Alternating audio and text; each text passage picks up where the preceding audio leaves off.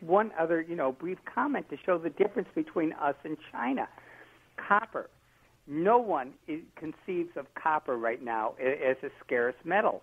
But a recent report, and, so it's not just me that's saying this, from Goldman Sachs states that in 3 years, copper prices could be unimaginably high, and meaning that there may not be any way of equating supply and demand. There may be no price that really, allows supply and demand to balance. Well, somebody told me, but by the way, and Michael mentioned this when we were talking earlier, we're going to get to the strategic metal reserve, but he says don't forget copper.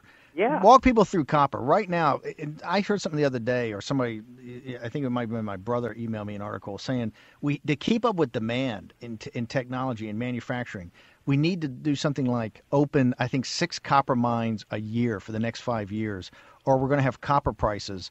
And you hear all these anecdotal stories about in cities where guys are going and taking the old copper piping out of houses. They're ripping, going to abandoned houses, ripping out the copper piping. I mean, walk us through, what is China, where do they stand with cornering the copper market today? And I know they have an insatiable appetite for copper. Let me give you one example. I mean, right now we're fighting a war in Afghanistan. I mean, it's becoming more and more an unpopular war.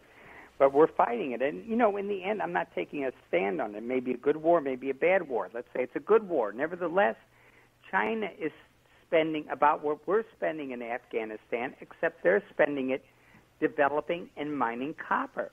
A huge copper deposit sits there in Afghanistan, and China is spending billions of dollars on infrastructure, paramilitary, to get the copper from Afghanistan to China. Ditto in Africa. China has massive infrastructure to make sure that the copper that is brought up in Africa finds its way to China.